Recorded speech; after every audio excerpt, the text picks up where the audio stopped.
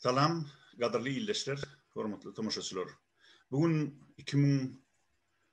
2021-ci ilin 22-ci apreli. Hədir biz sizi 3 tane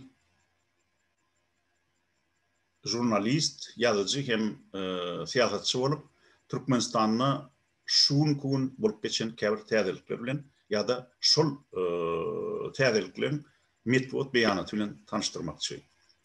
Şuun 2007-ci ildən tam ilkinci gedek Türkmenistan'ın hükümet qadiyetleri olan, en ulu hükümet qadiyetleri olan Türkmenistan hem neytral Türkmenistan qadiyetlerini Berdimuhamedov'un yani Kurbanlı Berdimuhamedov'un prezidentin suratları çıkmadı. Ona derek on oğlu Serdar Berdimuhamedov'un suratı oyuldu. Bu yaday neye məni anladı ya? Yani bir metbut beyanatını şununla bağlanışıklı ödürleyeriz. Onu ilkinci soruyu men Demokratik Vatan Türkmenistan Halk Hareketi'nin baş tutanı Murat Kurbanov'a geçirmekçi. Murat, sizde ne hili malumat var? Şun ya da şuna çenli Türkmenistan'a ne hili siyasi vakalar bolup geçti? Hem ne hili malumatlar gelip gitti size? Selamun aleyküm vatandaşlar. Sağ olun Akbel Safar'a söz verdiğiniz için. Bize Türkmenistan'ın malumatlar gelip dur. O maglumatlar tasdiklanmadık maglumatlar, yöne başka maglumatlar bolman sebepli. Biz şun esasında bir yani halka yetirecek olup ve Türkmenistan'ın prezidenti Berdimuhamedov'dan talep ediyor çıkıp şu maglumatları neye doğru hükmünü yani söz verip söz alıp halka düşündürmeni talep etti. Ön çıkışlarında. Yine maglumatlar halen gelip otur şu Berdimuhamedov'un yağdayı ağır.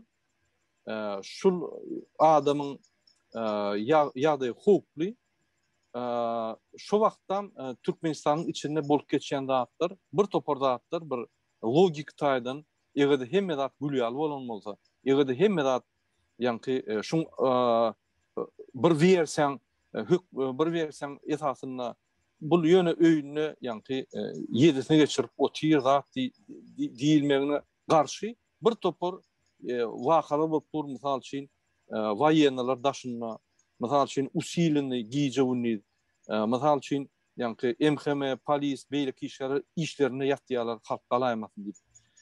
Eğer de hem edat gülüyalı olan olsa onunla buzatlık bulmuşlar. Şunun için bizde akiren maglumatlar her işinden yani şu Berdimuhamedov'un yağdayı ağır. Şu yağdaylar neyme elkler birlisi yok, yönü hükümet dolundurulan yok. Hükümet dine yani MHM'nin yol başçısı Kopsuzluk Genişinin yol başçısı Aman'ın tarafından Devlet Kopsuzluk Genişinin. O Devlet Kopsuzluk Genişinin yol başçısı Aman'ın tarafından ve Annayev MHM yol başçısı Annayev'in tarafından gizlenip saklanan maglumatların esasında devlet dolandırılan o ve Türkmenistan'ın prezidentinin yağdayı hakiki yani bedeni yağdayı gizlenip saklanıyor. Yine şu atların maglumatlar gelip dur. Yine şunu ne de tasdiklar biliyor, ne de yalan deyip biliyor. Yönü başka maglumatlar bolmasın biz talep ettik Türkmenistan'ın prezidentinden çıkıp özümüzü görkedim. Şu maglumatlar puç olur yani. Yönü kıynansap da hiç yerde ne menbuatta ne televizyonda Berdimuhamedov'un adam yok.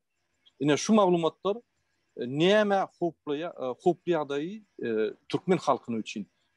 Eğer de Berdimuhamedov ölüm olsa, onu devlet ağdalışı gidip dur. Eğer de Berdimuhamedov ölmedik yağdayına ağır yatan olsa, onu yankı Türkmenistan dolandırılan yok. Onun bir hopluyaday. Eğer de Berdimuhamedov gelecek vaxtta ölecek olsa, ona yine devlet ağdalışı olur. Yine şunun için biz şuları yankı yaxtılandırmak için halkımıza düşündürüyoruz. 2006 yılla yali yatık kalmalı. Yine şu maglumatlar var. Biz ne etmeli? Şular tasdiklanmadık. Biz halkımıza yetiriyoruz ve Berdimuhamedov'tan talep ediyoruz. Öne çıkıp özünün sağdığını görkezmeyene ve Türkmenistan'ın konstitusiya esasına yerine yetiriyen yolbaşı hükmünde çıkıp yine men fizik taydan öz vazifem yerine yetirilen adam yerine yetirip durun deyip tasdiklamanı talep ediyoruz. Çağırdıgan şu. Murat, siz efirden yankı kısaca eden gururumuzu, özünüzü şugun bir malumatın gelenini ayttınız. şol maglumaty göräde Berdimuhammedowyň saglyk ýagdaýynyň gaty Ağır yaramagy. ýagdaý. Ağır yaramagy. Şol maglumat gelen bolsa şo arada iki gaýda aýdam. Bizde maglumatlar dürli taraplardan gelip dur. Bular maglumatlar birinji gelenden soň has bir ýani güýçlendirildiler, ýani maglumat çykmady ýaly, hiç ýere gitmedi ýaly. Ýöne şonda da bir wraçlaryň adyny maglumat alyp, şoň ýagdaýy gaty agyr diýip. Doğru.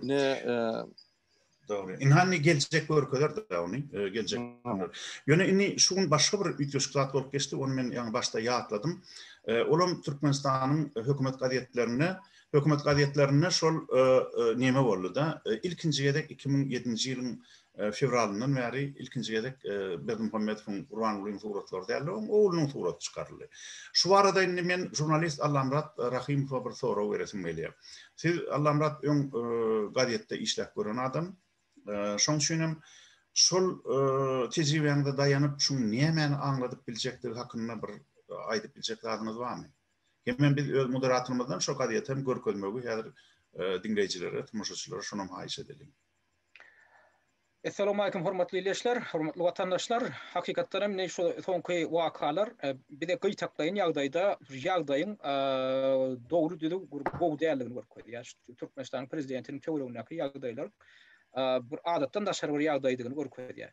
Ýani şu Murat Gelejiň hem belläki şiýaly, şuňa töweregindäki häzirki galawaply ýagdaýlar käbirlerini tanak geçdi, bir adat ýagdaý däl. Indi ýene bir ýanky şol Akmuhammed'in belläki şiýaly ýene bir tätin bir. Henüz görülip eşitdirmedik bir wakalaryň biri, alamatlaryň biri hem şol. Ine bilşimi diýäli şu garaşlyk ýyllarynda Türkmenistanyň ýetat gazetleri, neytral Türkmenistan ýa-da Türkmenistan gazetleri hiç açan Niýazowyň döwründe Niýazowyň suraty birinji taýypda bolmadan çykan okdy. Ondan soň ne Berdimuhammedow häkimet başyna geleli bäri şo gazetlerin hiç birem Berdimuhammedowyň suraty bolmadan ýa-da baş taýypda suraty bolmadan çykan okdy. Ine şol Türkmenistanda bir kanun bolanda, metduatda Türkmenistanyň metduatynda kanun bolanda. Ýöne ine şu soňky 2 gün bäri Türkmenistan gazetem, neytral Türkmenistan gazetem ine Berdimuhammedowyň suraty bolmadan, ýani oň ýerine şoň ogly Serdaryň suraty bilen çykyp başlady.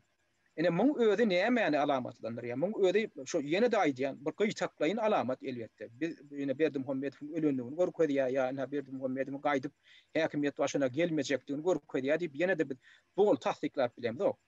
Şoň men illeşlemede ýene bir gerek şunu öýtýän. Biz şoňa planda bolup dur diýip biz hiç de tasdiklandyk. Ýöne biz aýdýar.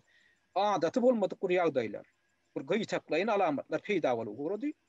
Üstesine de şoň öň ýanam bizne 3-4 bundan öň ýörüýte beýanat bilen aýratyn çykyş etdik. Şu esaty näme? Esaty gelen başga habar, şu Berdimuhammedowyň ýagdaýynyň agyrlygy. Ödem şu kakaty bilen şu kakatynyň aradan çykan güni şoň ýagdaý agyrlaşýar. Ine şu bizne şuňa ünlü çekýär. Şoň üçin bir häzir Berdimuhammedowy diýeri göresim gelýär.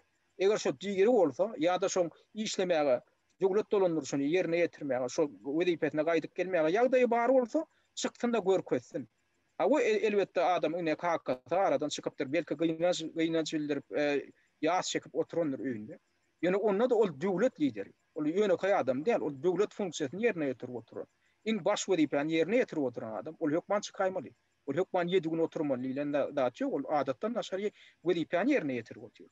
Şoň üçin ol çykmaly. Şoň üçin ine biziň ine şu günki görýän alamatymyz gaty tätin alamat. Telewizionyda da görkezden oklar onu diýeri, watan habarlaryna da onu diýeri görkezden oklar. Emma näme şindir ogly gelip şol ogly şoň haman aýny kakatynyň ornuny tutan ýaly ýygnak geçirip otur. Maslahat geçirip otur. Daşynda da inni gazetleň esasy ýönden baş gazetleň baş taýypatynda çykyp dur, ogly çykyp. Şoň üçin ine şuňa biz şol umumyň illeşlemden watandaşlarymyň üntün çeketimi gelýär. Ýugurdyň içinde adatdan naşar bir zatlar bolup ber. Şoňa da taýýarlanmaly. Adamlar häzir ýugurdyň içinde ýatanam ýugurdyň içinde taýýarlanmaly. Häzir häkimet basyp alýarçylygy, ödem basyp alýarçylygy, häzir şol hökümet ýanky wezipeti, etaty wezipeti şonuň oglyna geçiriläýse, Serdara geçiriläýse, şuň özi häkimet ýene täzeden basyp alýarçylyk bolýar. Bir kanun basyp alýarçylyk sebäbi hiç bir kanun, konstitusiýada Serdaryň şu häkimeti, şu wezipany eýlemegine ýol berenok. Şunam adamlar halk bilmeli, şuna yol vermeliler. Yol vermeyen, şol Aşgabat'a gelmeli, bolsa gelmeli, üýşük gelmeli, şo taýdan gitmeliler. Oňar näme üçin gitmeliler? Öň kaýjyşmaýaly, şu tä ýurdun daşyndaky opozisiýon aktivistler, liderler, bidiýal adamlar ýurdun içine goýberýänçe hem erkin taýlawlara gatnaşdyrylýança şo taýdan gitmeli.